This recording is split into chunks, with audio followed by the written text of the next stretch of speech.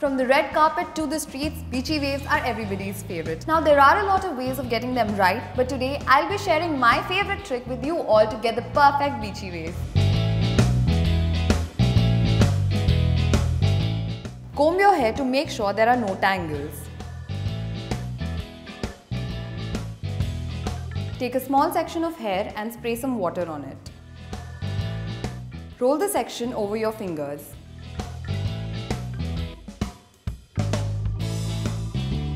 Attach the twist with a bobby pin.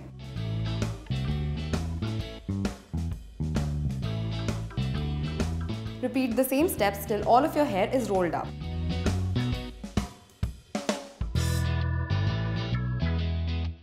Gently blow dry your hair for a minute. Let them air dry for 10 minutes. Take all the pins off.